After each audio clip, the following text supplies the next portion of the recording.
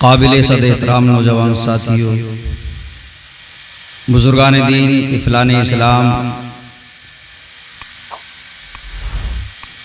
खुसूसन उलमाए stage, हमारे अजीज़म मौलाना कारी जमील अहमद साहिब किबला, हाफिज़ कारी मौलाना फैयाज़ अहमद साहिब किबला और हमारे जितने भी स्टेज पर उलमा तशरीफ़ फरमा हैं, सबकी बारगाह में अस्सलामु अलैकुम व रहमतुल्लाह।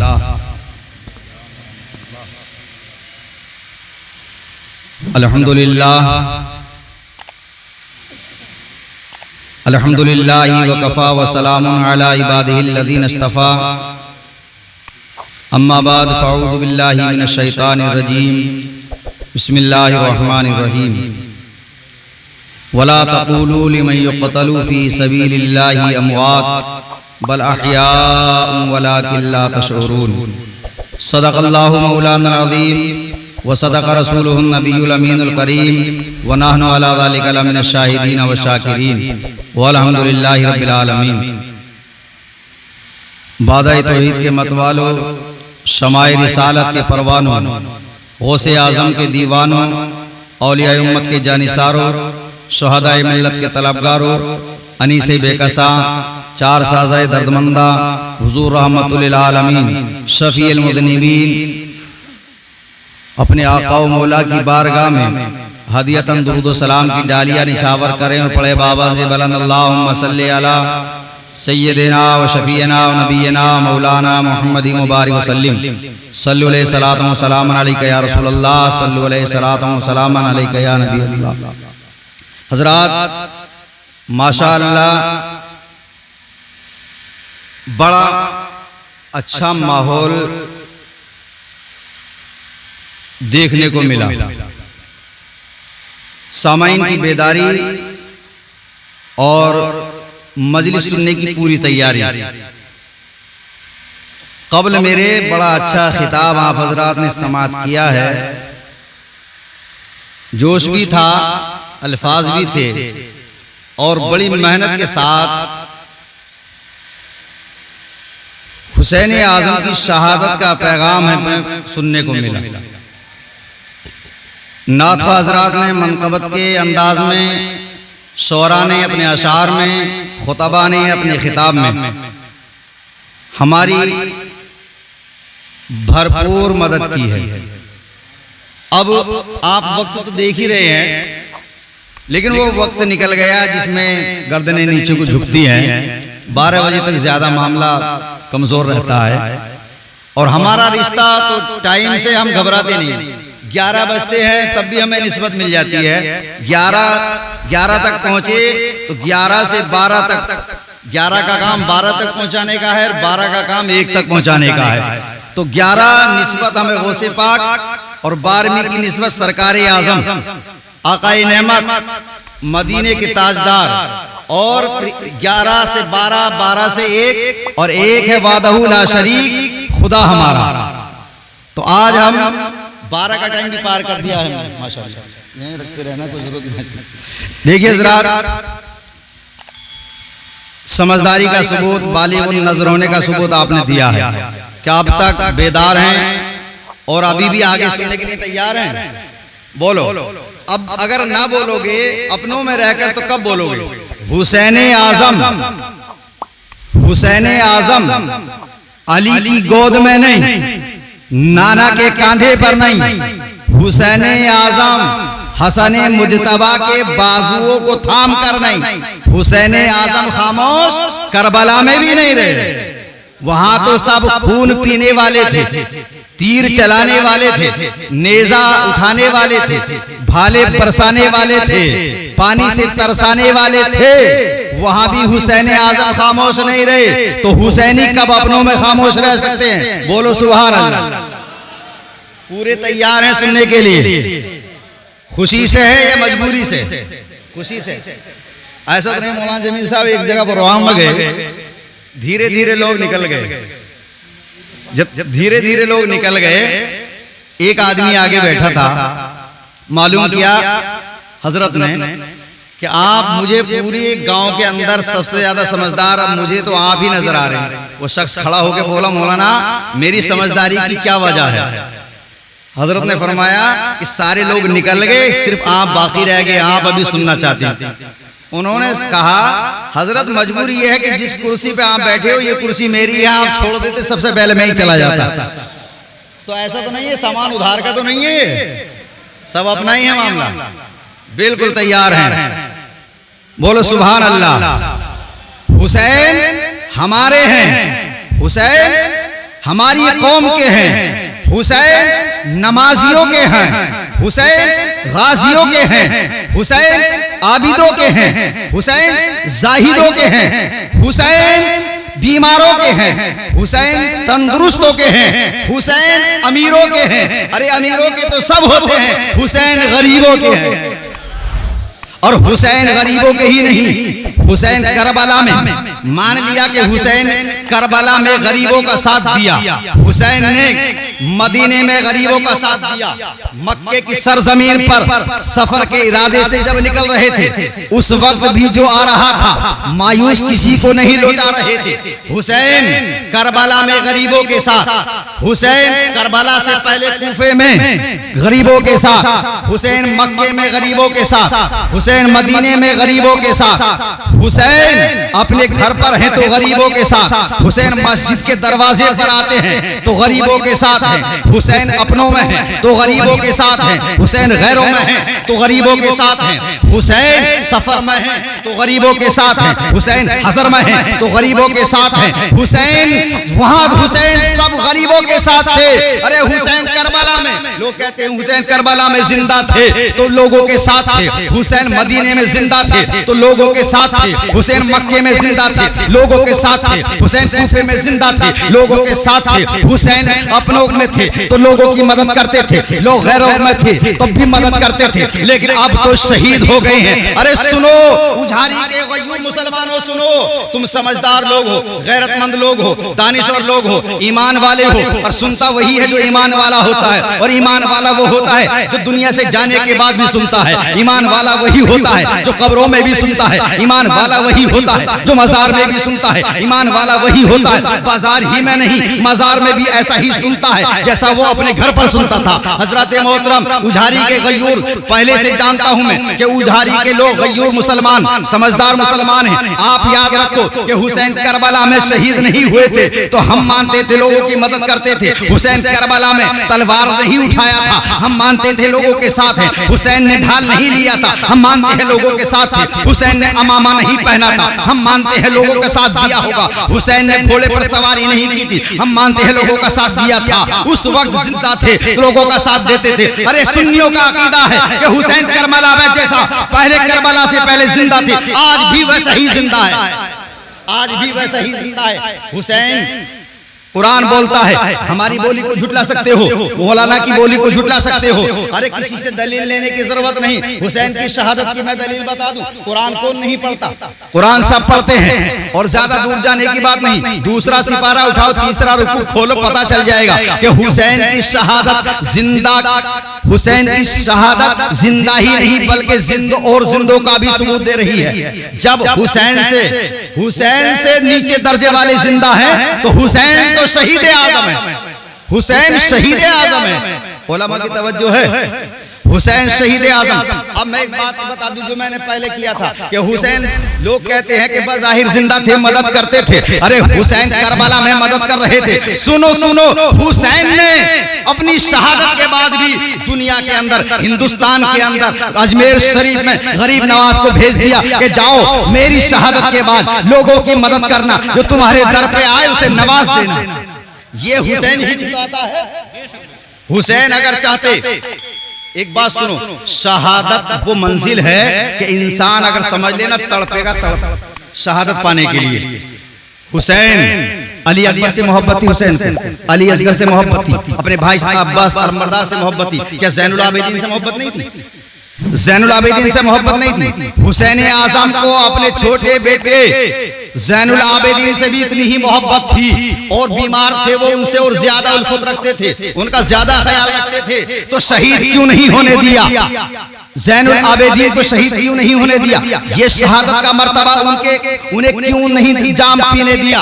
उसकी वजह यह है कि करबला में तो 72 ने अपने सरों को राहे खुदा में देकर उस वक्त के मुसलमानों को ये बता दिया, मुसलमानों गर्दन कटाने की जरूरत नहीं है। अगर कोई तुमसे दीन के बदले में अगर तुमसे सर मांगे तो बच्चे की बात आए तो अली असगर की शहादत सुना देना, अली असगर की शहादत सुना देना, पढ़ के सुना देना। पढ़ना नहीं जानते उलमा को बुलाकर उनकी जबान से माइक लगाकर सारे जमाने को ये दर्श दे देना कि सुनो, हमारा दीन अब हमारे सर नहीं मांगता जी, हमारा दीन अब हमारा सर नहीं मांगता। जब अगर सर की जरूरत पड़े तो करबला में हमारे हुसैन ने, आका हुसैन ने नन्हा सा असगर पेश कर दिया था। अगर कहे कि दीन के लिए जवानों की जरूरत है तो अली अकबर की शहादत सुना देना कि अली अकबर जवान, हुसैन आजम ने अली अकबर को जवानी के आलम में ऐसा हसीन जवान, ऐसा खूबसूरत जवान जिसे देखकर हुसैन खुद फरमाते हैं कि जब मुझे नाना की याद आती थी तो मैं अपने बेटे अली अकबर को देख लिया करता था। मैं अली अकबर को देखता था, मुझे नाना की याद आ जाती थी। मोहब्बत से मैं अपने बेटे को देखता हूँ तो नाना की याद आकर मेरे दिल को तसल्ली हो जाती थी। ऐसा जवान हुसैन आजम ने जब दे दिया है करबला के मैदान में दीन की खातिर। और जब बात आई जवानों से बड़ों की तो हजरत मोहतरम अब्बास अली मर्दार जो हुसैन के भाई, हुसैन ने अपने भाई को भी दिया, बेटों को भी दिया, भतीजों को भी दिया, साथियों को भी दिया, आजादों को भी दिया, और जो उनके साथ उनकी खिदमत में थे उन्हें भी करबला में पेश कर दिया। बोलो सुभान अल्लाह। दुरूद पाक पढ़ो, दुरूद पाक बहुत अच्छी चीज। अल्लाहुम्मा सल्ली अला सय्यदना व शफीना नबियना मौलाना मुहम्मद व सल्लिम सल्लु अलैहि सलातु व सलाम अलैका या रसूलल्लाह सल्लु अलैहि सलातु व सलाम अलैका या नबी अल्लाह। हजरत मोहतरम हुसैन आजम ने अपने जवानों को, बच्चों को, बड़ों को, घर वालों को साथ में आए थे, दीन की खातिर ही तो लुटाया है। आज हम दौलत की खातिर नमाज छोड़ देते हैं, आज हम कारोबार की खातिर मस्जिद में नहीं जाते, आज हम दौलत की खातिर भाई से लड़ जाते हैं। बोलो होता नहीं ऐसा? दौलत की खातिर हम भाइयों से लड़ जाते हैं, दौलत की खातिर हम कमाने चले जाते हैं, माँ बाप की खिदमत नहीं कर पाते, हम अपने बच्चों की टाइम से देखभाल नहीं कर पाते, सिर्फ दौलत की खातिर।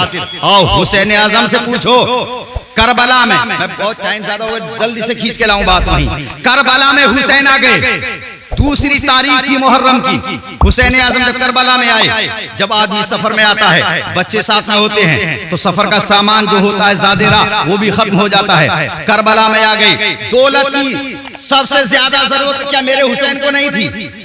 नाच की जरूरत नहीं थी, पानी की जरूरत नहीं थी, हुसैन को हर चीज की जरूरत थी। करबला में जब आए तो पता लग गया इब्ने ज़ाद को कि करबला में हुसैन आ चुके हैं। तो इब्ने ज़ाद ने इब्ने साद को सिपे सालार बनाया, सिपे सालार बनाकर और भेज दिया कि 2000 फौज लेकर जाओ करबला में। हुर को भेजा कि हुर उन्हीं के सामने जाके खैमा लगा देना, जहां हुसैन का खैमा हो उसके सामने खैमा लगा देना। उधर तो हुसैन, उधर हुर, दोनों आमने सामने हैं। मगर हुर की मोहब्बत का मैं तुम्हें बता दूं कि हुर के सीने में क्या मोहब्बत थी। हुर उधर से दुश्मनों की तरफ से आया था, मगर हुर के सीने में हुसैन से मोहब्बत थी। खैमा तो इसलिए लगाया जा रहा था हुसैन के मुकाबले में, तो इसलिए हुर आए थे कि जब मैं अगर यजीद का हुक्म ना मानूंगा, इब्ने ज़ाद का, इब्ने साद का हुक्म नहीं मानूंगा तो मुझे फौज से बाहर कर दिया जाएगा, और फौज का अपने हाकिम का हुक्म मानना जरूरी होता है रियाया पर। हजरत मोहतरम हुर आ गए। उस वक्त हुर ने कहा, हुसैन आजम तुम करबला में आए हो, ये कूफियों का मामला है, यहाँ लोगों की नीयत अच्छी नहीं है। लोगों वफादारों से गद्दारी पेश आते हैं, लोग नमाजियों के साथ बगावत करते हैं, अच्छे लोगों का साथ नहीं देते हैं। हुसैन तुम इतने अजीम हो, हुसैन तुम इतने बेहतरीन हो, हुसैन तुम ऐसे प्यारे हो, हुसैन तुम नाना के दुलारे हो, हुसैन अली के चाहने वाले हो, हुसैन फातिमा की नूरे नजर हो, हुसैन तुम हसन मुज्तबा के बहुत चहीते हो, हुसैन तुम करबला में क्यों आ गए? मुझे मालूम है यजीद का इरादा क्या है, इब्ने ज़ाद का इरादा क्या है, इब्ने साद का इरादा क्या है, हुसैन तुम क्यों आ गए? हुसैन ने कहा, हुक्म में खुदा है इसलिए मैं चला आया हूँ। हुर ने कहा मेरा मशवरा है तुम चले जाओ, तुम यहाँ से चले जाओ। हुसैन आजम ने उसकी बात को मान लिया और हुर ने कहा छुपके से कि हुसैन तुम चले जाओ। मेरे आका हुसैन फिर वापसी का सफर का इरादा बनाते हैं। चलते रहे, पूरी रात निकल गई। जब सुबह का दिन निकला तो सुबह को क्या देखते हैं, हुसैन जहां से चले थे वहीं खड़े हैं, जहां से चले थे वहीं खड़े हैं। हुसैन आजम ने फिर वहीं पर खैमा लगा दिया, अब जाएंगे नहीं। मोहतरम हजरात, तो हुर ने सामने आकर इमाम अली मकाम के सामने आकर कहा था कि हुर मैं हुर हूं, मजबूर हूं अपने हाकिम से, मगर मैं ये नहीं चाहता कि मेरी तलवार चले तो हुसैन का सर हो, मेरा नेजा उठे तो हुसैन पर लगे, मेरी ढाल वार रोके तो हुसैन का रोके। मैं ये नहीं चाहता, मैं गद्दार नहीं हूं, अहले बैत का वफादार हूं। हुर ने कहा मैं गद्दार नहीं हूं, वफादार हूं। हुसैन आजम के सामने हुर को सामने आना पड़ा। हजरत मोहतरम, सबसे पहला करबला का जो शहीद है वो कौन है? करबला में जो सबसे पहला शहीद होने वाला शख्स का नाम क्या है? हजरत हुर। सबसे लास्ट वाले शहीद का नाम क्या है? शहीद आजम इमाम अली मकाम। इमाम अली मकाम की मैं तुम्हें बता दूं शहादत के अंदर कितनी बातें छुपी हुई है।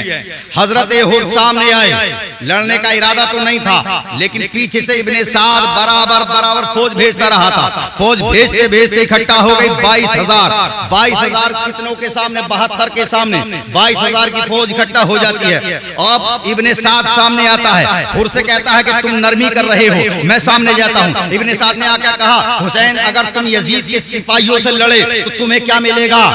सिपाहियों से लड़े, यजीदियों से लड़े तो तुम्हें क्या मिलेगा?